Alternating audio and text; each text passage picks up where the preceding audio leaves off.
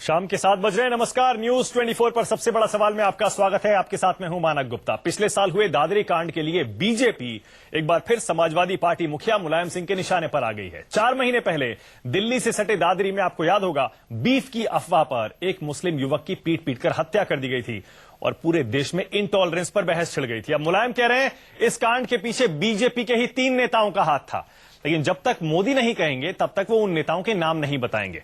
पहले अयोध्या में कार सेवकों पर गोली चलवाने का मुद्दा और अब दादरी कांड। मुलायम की मंशा क्या है? क्या एक बार फिर हिंदू मुस्लिम में बंटने जा रहा है उत्तर प्रदेश?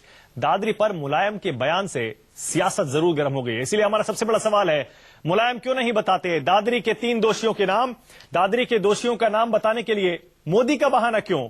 नेताजी बीजेपी पर कभी मुलायम कभी सख्त क्यों हो जाते हैं? और क्या दादरी कांड से मुलायम को मिल जाएंगे मुस्लिम वोट? इसी पर होगी बहस, लेकिन पहले देखिए आज की रिपोर्ट। संसद चले, इसके लिए मुलायम सिंह रात रात मेहनत करते रहे, लेकिन इन लोगों ने संसद चलने नहीं दी। माननीय प्रधानमंत्री जी हैं, मेहनत कर रहे, मेहनत करके इतनी ऊंचाइयों पर पहुंचे, आप ज्यादा जानते हैं। संसद में गतिरोध हो या फिर ललित गेट का मुद्दा, ऐसे कई मौके आए जब नेताजी ने मोदी सरकार का खुलकर बचाव किया। कई मौकों पर पीएम की तारीफ करने से नहीं चूके, लेकिन अब मोदी और उनकी सरकार को लेकर नेताजी के मुलायम सुर सख्त हो गए हैं। बुधवार को लखनऊ में समाजवादी युवा सम्मेलन में नेताजी बीजेपी और मोदी पर जमकर बरसे। साफ कह दिया, दादरी कांड में बीजेपी के 3 नेता शामिल थे। मोदी कहेंगे तो नाम बता दूंगा।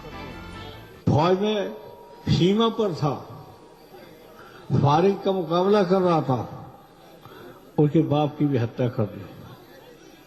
वो हत्या करने वाले कौन थे? मैंने 3 नाम लिए और तीनों नाम भारतीय जनता पार्टी संबंधित थे। मैंने कहा अगर प्रधानमंत्री बुलाएंगे तो तीनों नाम भी बता देंगे। दादरी कांड को करीब 4 महीने हो गए हैं। सवाल ये है, जब दोषियों के नाम पता थे तो अब तक नाम क्यों नहीं बताया? और अगर वो तीनों दोषी बीजेपी के नेता हैं तो मोदी का बहाना क्यों? यूपी में विधानसभा चुनाव आने वाले हैं और जिस तरह से दादरी कांड पर सियासत गर्म है, उससे भी ये तय है इस बार चुनाव में दादरी एक बड़ा मुद्दा बनेगा। जिस तरह मोदी सरकार पर नेताजी कभी नरम और कभी गरम नजर आए हैं, उससे भी कई सवाल खड़े हो रहे हैं। सवाल ये, कहीं मोदी और बीजेपी का विरोध कर मुस्लिम वोट साधने की कोशिश तो नहीं? और इसीलिए 4 महीने बाद मुलायम ने दादरी कांड का जिक्र छेड़ा है। अमित कुमार, दिल्ली, न्यूज 24। कार्यक्रम शुरू करें उससे पहले आपको बता दें कि अगर आप सबसे बड़ा सवाल में अपनी राय शामिल करवाना चाहते हैं तो हमें ट्विटर और फेसबुक पर फॉलो करें, अपनी राय हमें भेजें, हम उसे कार्यक्रम में जरूर शामिल करेंगे। चलिए जल्दी से बता दूं, आज का सबसे बड़ा सवाल है, मुलायम क्यों नहीं बताते दादरी के दोषियों के नाम? दादरी के दोषियों का नाम बताने के लिए मोदी का बहाना क्यों कर रहे हैं अब मुलायम? और नेताजी बीजेपी पर कभी मुलायम कभी सख्त क्यों हो जाते हैं? और साथ ही ये, क्या दादरी कांड उठाने से, इसका जिक्र करने से, इसे मुद्दा बनाने से क्या मुलायम को मुस्लिम वोट मिल जाएंगे? इसी पर बहस करने के लिए समाजवादी पार्टी से मेरे साथ मोहम्मद शाहिद जुड़ रहे हैं, लखनऊ से बीजेपी से संबित पात्रा हैं, बहुजन समाज पार्टी से वरिष्ठ नेता सुधींद्र भदौरिया यहां स्टूडियो में मेरे साथ, विवेक बंसल कांग्रेस की तरफ से और आरएसएस के विचारक राकेश सिन्हा। आप सभी का स्वागत है। मोहम्मद शाहिद, आपने भी सुना होगा हमारी रिपोर्ट में सुब्रमण्यम स्वामी कह रहे हैं मोदी जी को नाम क्यों बताएंगे, वो थानेदार थोड़े हैं, चार्जशीट फाइल हो चुकी है दादरी कांड में। ये समझ नहीं आ रही बात कि 3 बीजेपी नेता शामिल हैं, लेकिन नाम मोदी जी को बताऊंगा, ऐसा क्यों? देखिए, सबसे पहले मैं आपको एक बात बताऊं कि समाजवादी पार्टी कभी वोटों की राजनीति नहीं करती।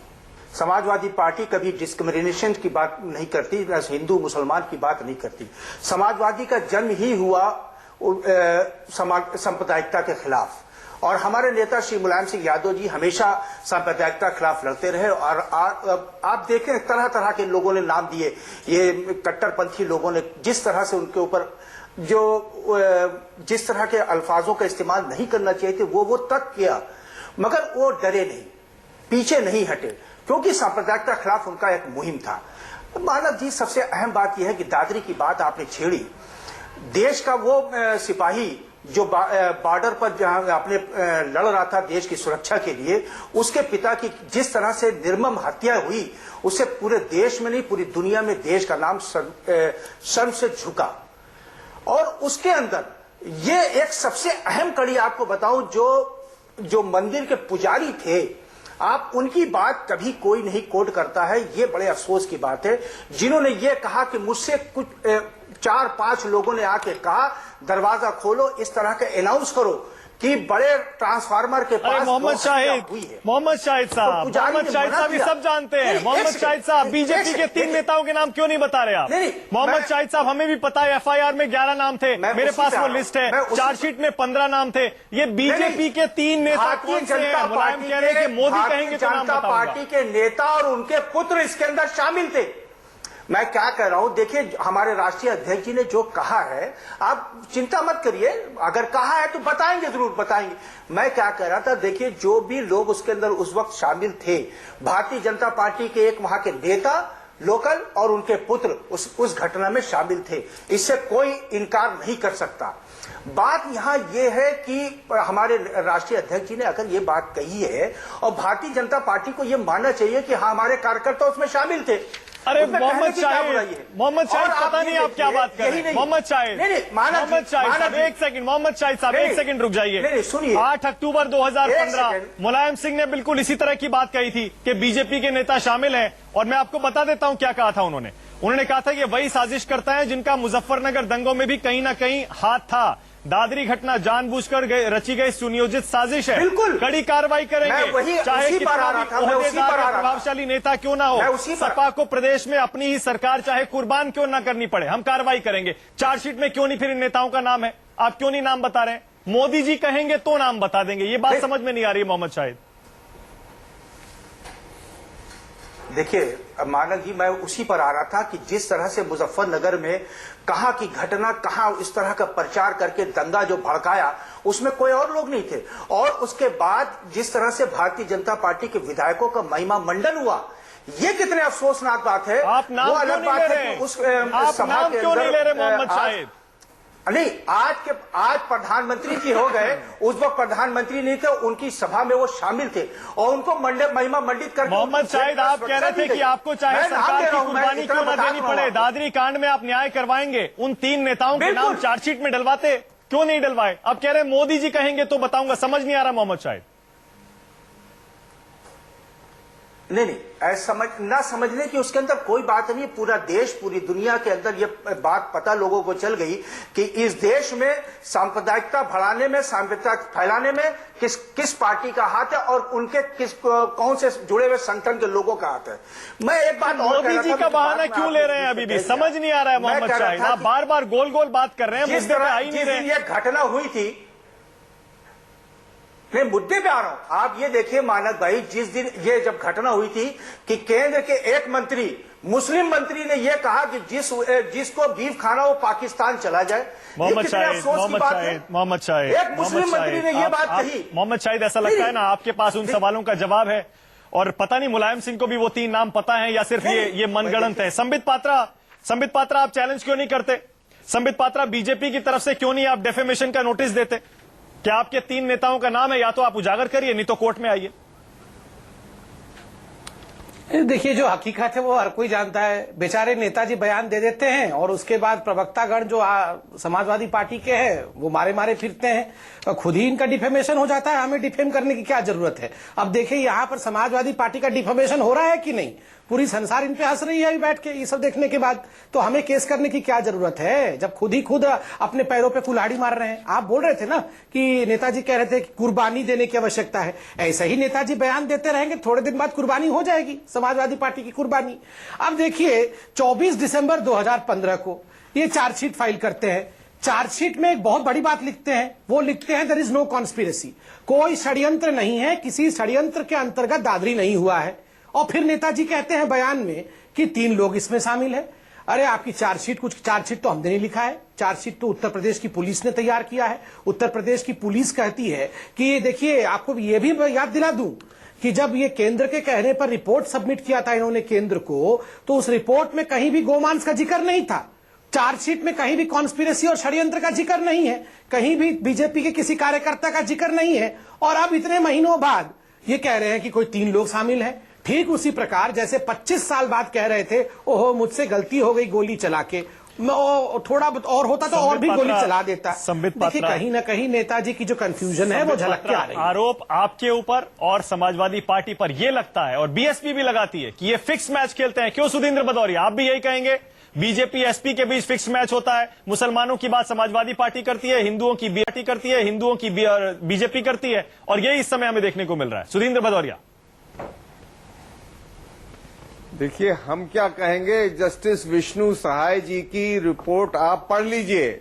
जस्टिस विष्णु सहाय जी ने कहा है कि भारतीय जनता पार्टी और समाजवादी पार्टी के मिली भगत होने के कारण ये जो मुजफ्फरनगर कांड हुआ, और जहां तक दादरी का ये कांड था, ये बिहार चुनाव के पहले कराया गया। इससे एक वातावरण बनाने की कोशिश की गई, और वो इसीलिए मुलायम सिंह जी ने समय समय पर अधूरी जानकारी के अंतर्गत तारीफ की। और दूसरी आप जवाब दे दीजिएगा, मैं तो पूरी अधूरी है, आप पूरी जानकारी दीजिएगा।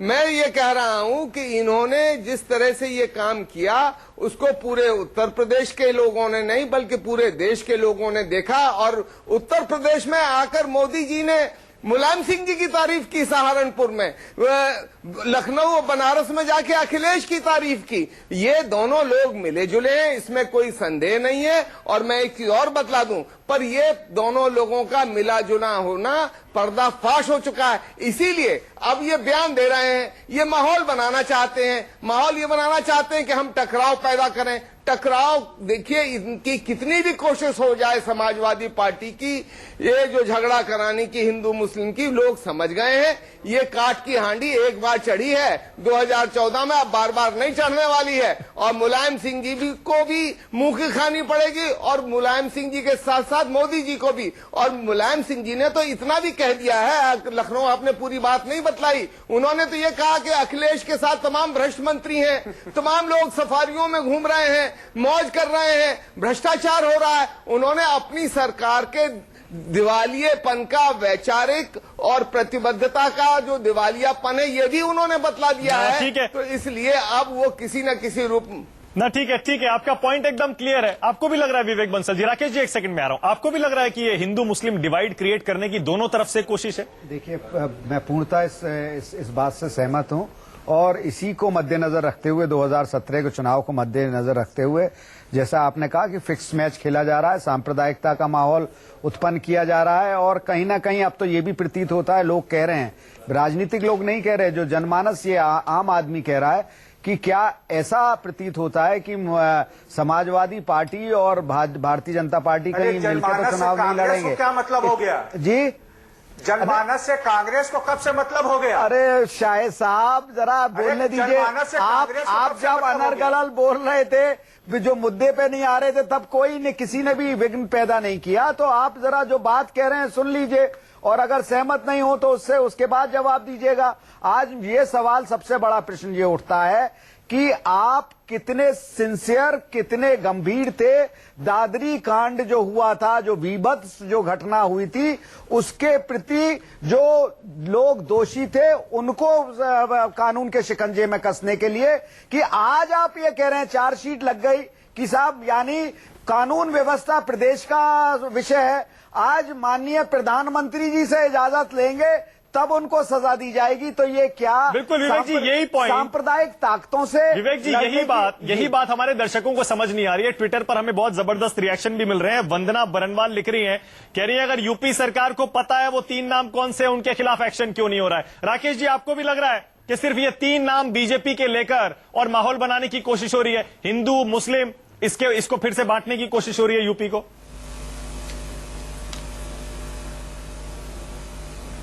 देखिए मानक जी, लोकतंत्र की यह भाषा नहीं है। लोकतंत्र में हर चीज का एक स्थान होता है। यह जो दादरी कांड हुआ, जब ये कांड हुआ तो निश्चित रूप से उसमें राजनीतिक आरोप प्रत्यारोप का दौर था, लेकिन उसके बाद यह कानून और व्यवस्था के दायरे में, कोर्ट के दायरे में आ गया। कानून व्यवस्था और कोर्ट के दायरे में आने के बाद यदि कोई राजनीतिक यह कहे कि मैं किसी के कहने पर नाम बताऊंगा, तो मुझे लगता है यह लोकतंत्र के साथ और न्याय की व्यवस्था के साथ घोर अन्याय है।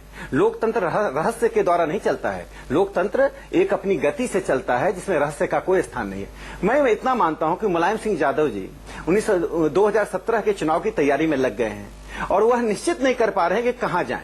यह इस बात से पता चलता है कि दादरी कांड पर जो गृह मंत्रालय को रिपोर्ट भेजी गई राज्य सरकार के द्वारा, उसमें जो तथ्य कहा गया उसके विपरीत बातें कर रहे हैं। एक दूसरी बात, किसी भी राजनीतिक दल के किसी भी व्यक्ति का हाथ हो हिंसा में, उसे भर्सना ही नहीं किया जाना चाहिए, उसे कानून और न्याय के दायरे में लाकर जनता जो विक्टिम है उसे न्याय दिलवाना चाहिए। राकेश जी, कौन रोक रहा है? क्या बिल्कुल सही है, यही हम पूछ रहे हैं कि अगर नाम पता है तो एक्शन होना चाहिए। मैं आपसे ये समझना जो बात कहना चाह रहा हूं राकेश जी, मैं उसी पे आना चाह रहा हूं जो आपने कहा। आपने कहा मुलायम समझ नहीं पा रहे हैं कि कैसे हैंडल करें, एक तरफ हिंदू एक तरफ मुसलमान, इसीलिए वो बीच में फंस गए। ये आपने क्यों कहा राकेश जी? दो बात मैं इसलिए कहना चाहता हूं कि आपको ध्यान होगा कि जब अयोध्या में उन्होंने निर्दोष लोगों को गोली चलाई थी, इनकाउंटर किया था अयोध्या के कार सेवकों का, तो कट्टरपंथियों के बीच बहुत लोकप्रिय हो गए थे और उन्होंने एक मुस्लिम वोट बैंक का निर्माण किया।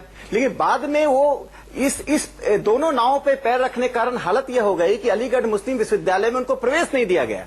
आज उसी मुस्लिम वोट बैंक को रिवाइव करना चाह रहे हैं मुलायम सिंह यादव जी। उनको लग रहा है बिना मुस्लिम वोट बैंक का समाजवादी पार्टी और बहुजन समाज पार्टी में मुस्लिम वोट बैंक की अत्यधिक प्रतिस्पर्धा है।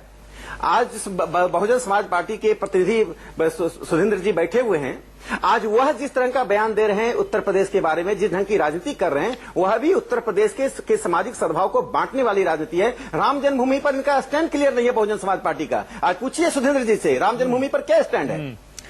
ये अखलाक के ऊपर राजनीति कर रहे हैं, इन सामाजिक न्याय के बारे में क्या कहना चाह रहे हैं? जो मुलायम सिंह जी कर रहे हैं वही मायावती जी कर रही है। देखिए, इन्होंने मुझसे, राकेश जी ने प्रश्न किया है, मुझे उत्तर देने दीजिए। देखिए, मैं हमारी पार्टी उस तरह की नहीं है। भारतीय जनता पार्टी के मुख्यमंत्री थे कल्याण सिंह, सुप्रीम कोर्ट में एफिडेविट दिया कि हम किसी भी तरह से बाबरी मस्जिद को टूटने नहीं देंगे, हम वहां पर कुछ नहीं होने देंगे। और फिर अपने ही लोगों को चढ़वाकर इन्हीं साक्षी महाराज का सबसे पहला हथौड़ा चला। आप अपनी बात, सुधींद्र जी आप अपनी बात कीजिए, आप अपनी बात कीजिए। आप हम लोग, हाँ मैं बता हमेशा हम पास्ट में क्यों जाते हैं? जहां तक बहुजन समाज पार्टी का प्रश्न है, मैंने देखिए पूरी दुनिया 10 साल पहले का इतिहास जानती है। देखिए, मैं बता रहा हूं, मैं उसका ऐतिहासिक पृष्ठभूमि, आप मंदिर के बारे में क्या सोचते हैं, जनता जानना चाहती है। बहुजन, देखिए सुन लीजिए, उत्तर प्रदेश का चाहे ये राम जन्मभूमि का मंदिर हो, चाहे किसी और अन्य स्थान की, हम लोगों की एकदम प्रतिबद्धता भारत के संविधान के प्रति है। हम समर्पित हैं सुप्रीम कोर्ट। ठीक है, ठीक है, ठीक है, जो भी ठीक है भदौरिया साहब आपका, ठीक है भदौरिया साहब आपका जवाब हो गया। आप कहिए सुप्रीम कोर्ट का फैसला आपके खिलाफ जाता है, आप मानेंगे क्या? नहीं, ठीक है, ये राम जन्मभूमि पर डिबेट नहीं है, फिर आ जाएंगे इस पर। लेकिन आपने बहुत साफ कह दिया भदौरिया साहब कि अगर सुप्रीम कोर्ट का ऑर्डर होगा वही मानेंगे। मोहम्मद शाहिद, संबित पात्रा, दोनों से मेरा सवाल है, आपको लग रहा है संबित पात्रा के समाजवादी पार्टी, जो राकेश जी कह रहे हैं, समाजवादी पार्टी बीजेपी और बीएसपी के बीच फंस गई है और इसीलिए डिसाइड नहीं कर पा रही है संबित पात्रा कि किधर जाए, और इसीलिए मुलायम कभी कार सेवकों पे गोली चलवाने का मुद्दा उठा रहे हैं, कभी दादरी का? संबित पात्रा, देखिए एक बात जान लीजिए, साइकिल का जो है वो टायर भी पंचर है और साइकिल की हैंडल भी टेढ़ी हो गई है, इसलिए अभी साइकिल को पता नहीं है कि किस राह पे चलना है। मैं क्यों बता रहा हूं आप समझिए। आज जब हम ये डिबेट भी कर रहे हैं, आज ही सुप्रीम कोर्ट ने समाजवादी पार्टी को लताड़ा है, क्योंकि छोड़िए हम लोगों को तो क्या झूठ बोलेंगे, तो सुप्रीम कोर्ट में जाकर झूठ बोल रहे थे। इन्होंने जिस प्रकार से लोकायुक्त के विषय में मसलों को छुपाया और सुप्रीम कोर्ट को बरगलाने की कोशिश की है, सुप्रीम कोर्ट ने बड़े भयंकर तरीके से मुद्दे पे आ जाइए। समाजवादी पार्टी के नेता मुलायम सिंह जी मोदी जी का बहाना क्यों कर रहे हैं 3 बीजेपी नेताओं का नाम बताने के लिए?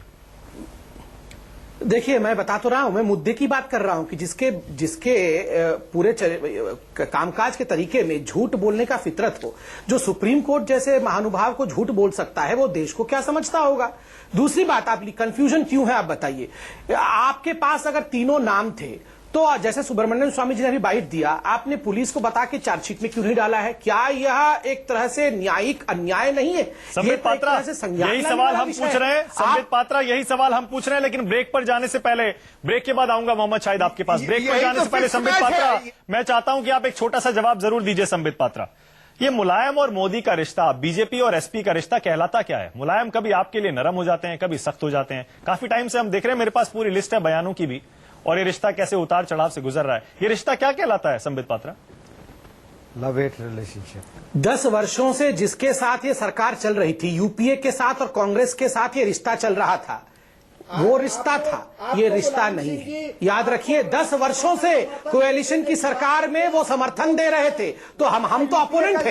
हमने उनको, देखिए, हमने चुनाव लड़ा है, 73 सीट्स पे हम जीते हैं, उनके 5 में रहते हैं, उनके 5 में रिड्यूस करके आए हैं। आपको भी राज्यसभा में बिल पारित करने के लिए समर्थन का आश्वासन दिया है। एक ब्रेक लेना पड़ेगा, ब्रेक के बाद मैं पढ़ के सुनाऊंगा संबित पात्रा और मोहम्मद शाहिद। मेरे पास मुलायम सिंह जी के ऐसे कई बयान हैं जिनसे साफ जाहिर हो जाता है कि मोदी के प्रति कैसे मुलायम हो गए थे हाल के कुछ एक महीनों में मुलायम सिंह यादव।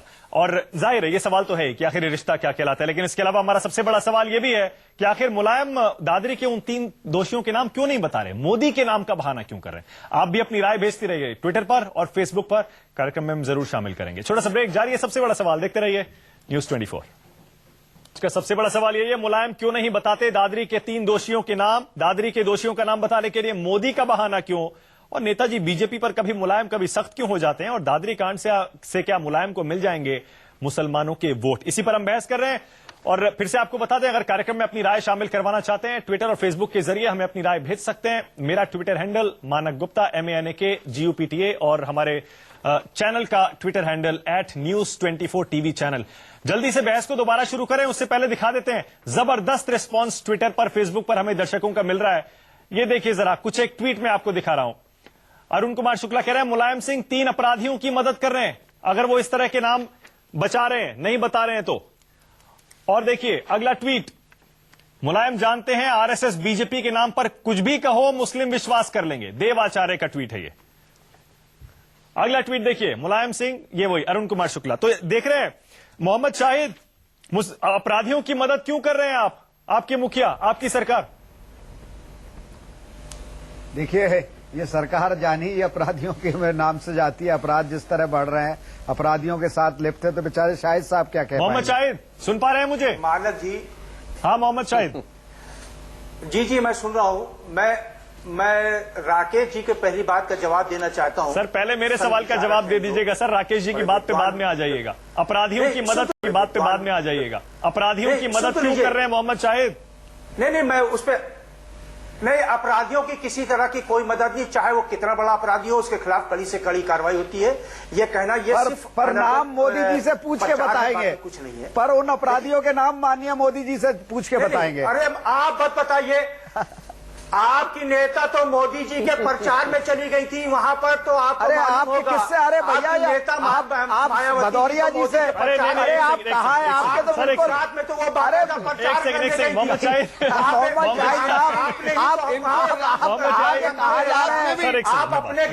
मोहम्मद शाहिद ये विवेक बंसल बोल रहे थे कांग्रेस के, भदौरिया साहब नहीं बोल रहे थे। मोहम्मद शाहिद, इससे पहले कि आप दोबारा बोलना शुरू करें, मैं आपको कुछ एक बयान करना सुनाना चाहता हूँ, क्योंकि आप जवाब नहीं दे रहे। सर मैं कुछ एक नाम पढ़ के सुनाना चाह रहा हूँ। भदौरिया साहब भी उन्हीं बातों का जिक्र कर रहे थे। सुन लीजिए मोहम्मद शाहिद, पिछले साल के बयान है, मुलायम सिंह ने कहा आरक्षण मुद्दा न होता तो बिहार में बीजेपी जीत जाती।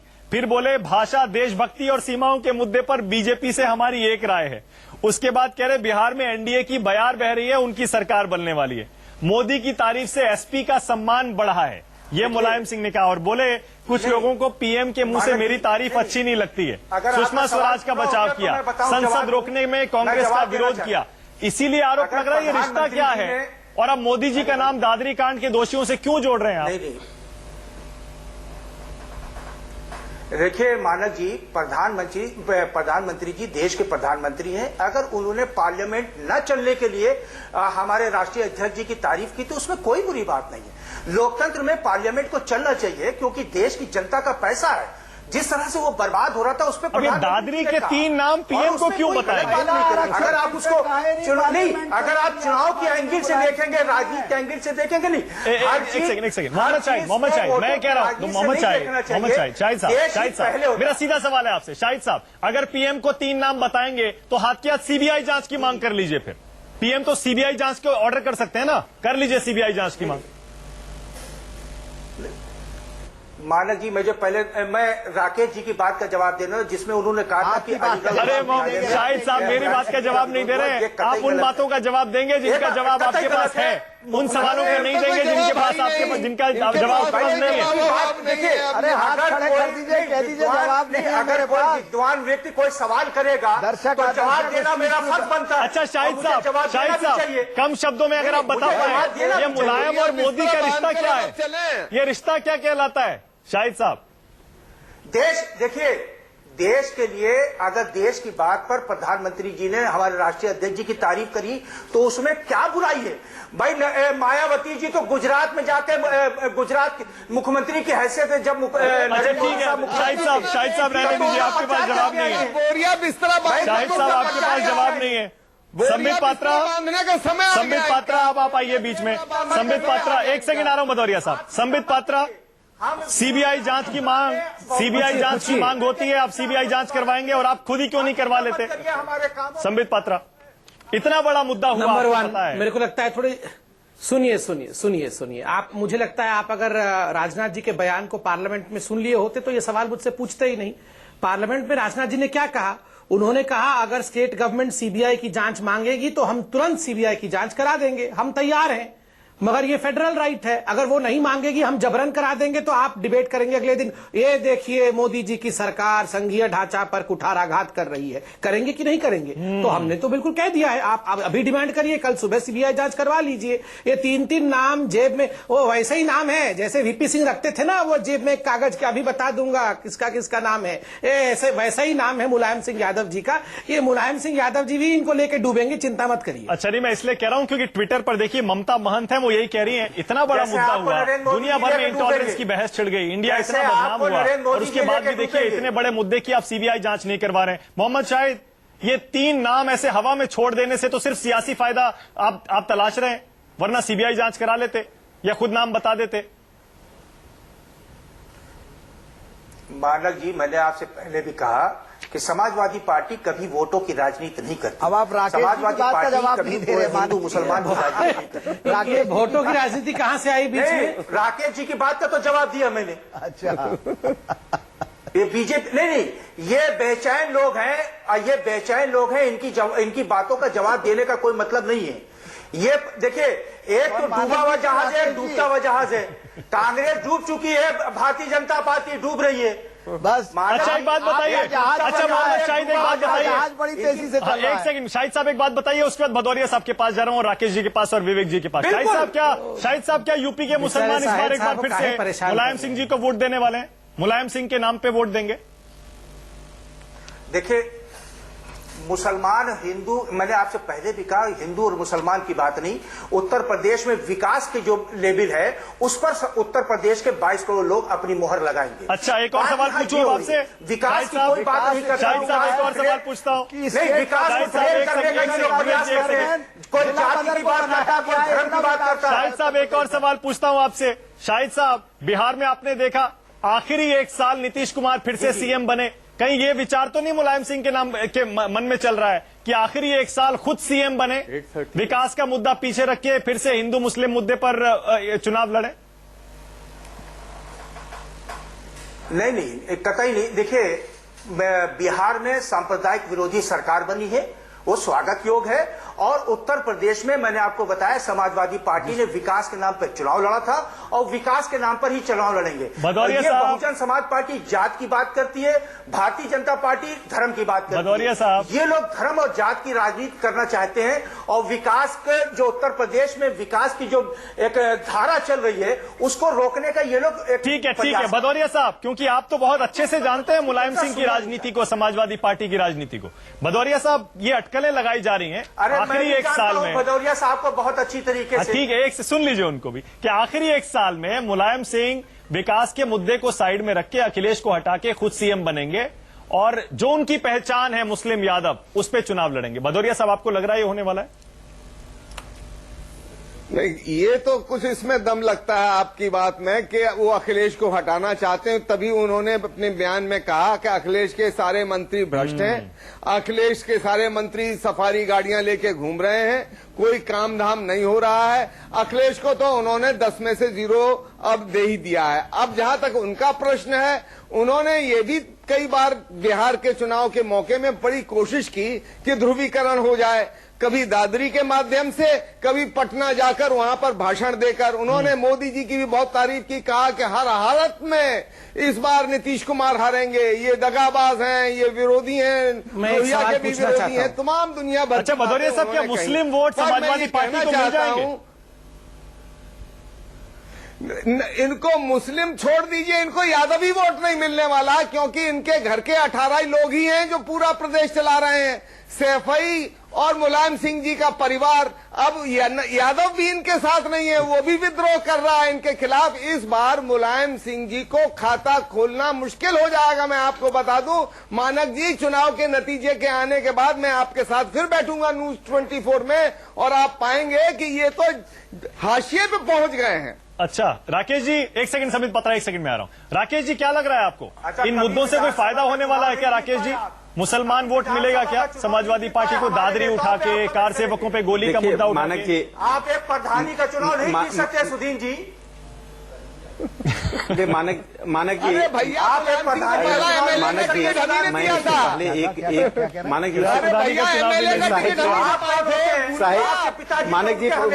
शाहिद साहब, राकेश जी को सुन लीजिए, राकेश जी को सुन लीजिए। अरे आप डिबेट को इतने, हाँ देखिए मानक जी, मैं इस समय मैं अकेला एक गैर राजनीतिक व्यक्ति हूं। मैं एक मुलायम सिंह जी को कुछ श्रेय भी देना चाहिए, मुलायम सिंह जी का कुछ क्रेडिट भी है, और समाजवादी सरकार को इस तरह से नकारना नहीं चाहिए। उसने 2 रिकॉर्ड बनाए हैं। 2013-14 में जो उत्तर प्रदेश ने रिकॉर्ड बनाया, शायद किसी राज्य ने नहीं बनाया। 2013 में नेशनल क्राइम रिकॉर्ड्स ब्यूरो का कहना है 32,546 क्राइम्स रजिस्टर्ड हुए उत्तर प्रदेश में, जो देश में हाईएस्ट है। और 2014 में भी उन्होंने जारी रखा 38,467 क्राइम रजिस्टर हुए। जो राज्य 2 साल लगातार ये गोल्ड मेडल जीते हिंदुस्तान में क्राइम के क्षेत्र में, उसको श्रेय तो देना ही पड़ेगा। आज उसी से ध्यान हटाने के लिए मुलायम सिंह यादव मुस्लिम वोट बैंक की शुद्ध राजनीति कर रहे हैं। मुलायम सिंह जी की राजनीति समाजवाद की नहीं है, समाजवाद की राजनीति नहीं है, ये कट्टरवाद की राजनीति है। यदि कट्टरवाद की राजनीति नहीं होती, साहिब जी मेरी बात सुन लीजिए, साहिब जी मेरी बात सुन लीजिए, आज ये 2 नाव पे पैर ले खड़े हैं। राकेश जी, मैं समझ गया आपका प्रदेश में मुलायम सिंह यादव जी समाजवादी पार्टी करें कि कार से हिंदू और मुस्लिम वोटों के चलाई थी, इनकाउंटर किया था, उसके लिए पश्चाताप करें।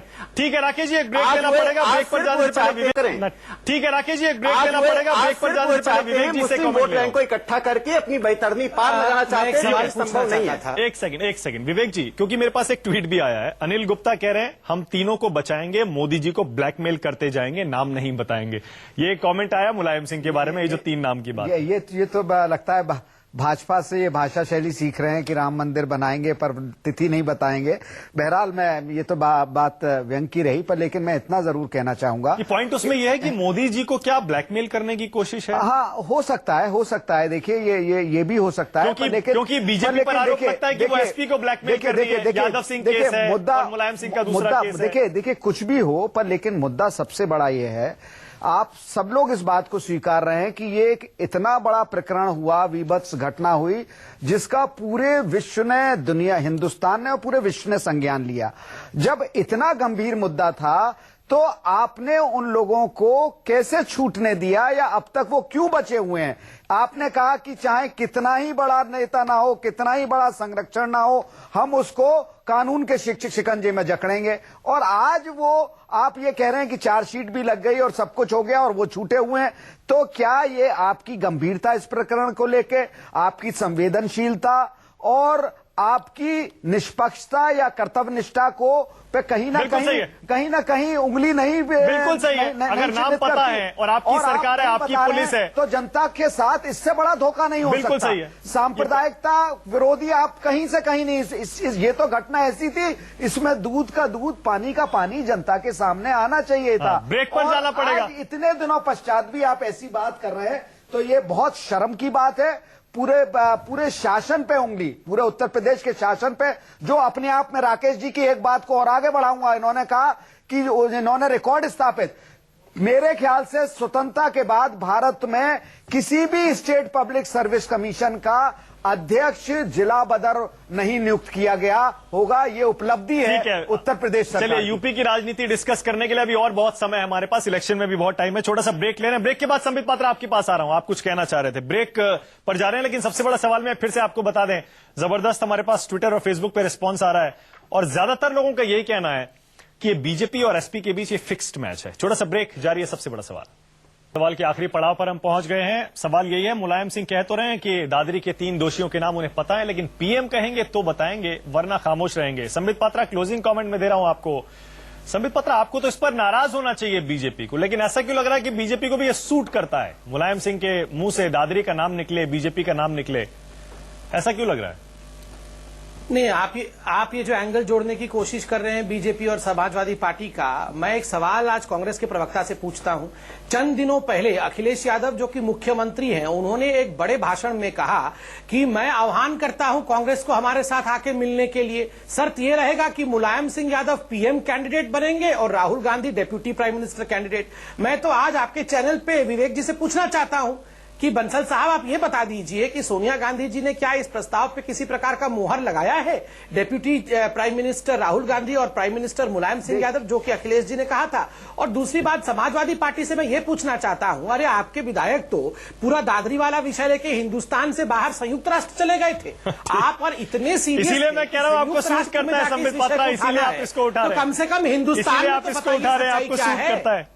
ठीक है सर, जल्दी से विवेक जी, जहां तक आप ये कह रहे हैं कि उन्होंने ये प्रस्ताव रखा, अरे उस प्रस्ताव को जिस तरीके से राहुल जी उस समय थे, उन्होंने मुस्कुरा के उसे हास्यास्पद समझा, और उसके बाद कोई हमने अगर कोई समझा और उसके बाद कोई हमने अगर कोई उसमें हाथ बढ़ाया हो तो कोई बात है। प्रस्ताव तो कोई भी रख सकता है। चलिए ठीक है, अभी तो बहुत टाइम है, चुनाव में पता लग जाएगा। उस पे आप इंटरप्रिटेशन डिफरेंसेस मत। विवेक जी, मैं ये कह रहा हूं अभी तो चुनाव में बहुत टाइम है, पता लग जाएगा। ऐसा तो है नहीं कि इस बार ये हर पार्टी अलग अलग चुनाव लड़ने वाली है, सबको पता है। पब्लिक का मूड इस बार भांपना बड़ा मुश्किल हो गया। देखते हैं कौन सी पार्टी किसके साथ जाती है, कौन सी पार्टी अकेले चुनाव लड़ती है। बहुत बहुत शुक्रिया संबित पात्रा, राकेश जी बहुत बहुत शुक्रिया, मोहम्मद शाहिद और सुधींद्र भदौरिया आपका भी बहुत बहुत शुक्रिया। थोड़ा सा ब्रेक लेंगे और जैसे मैंने बताया ट्विटर पर जबरदस्त रिस्पांस आ रहा है, इसी ट्वीट के साथ खत्म करेंगे। सईम इसरार लिख रहे हैं, इस देश को मोहब्बत की जरूरत है, दादरी कांड शर्मनाक है, दोषियों को सजा मिलनी चाहिए।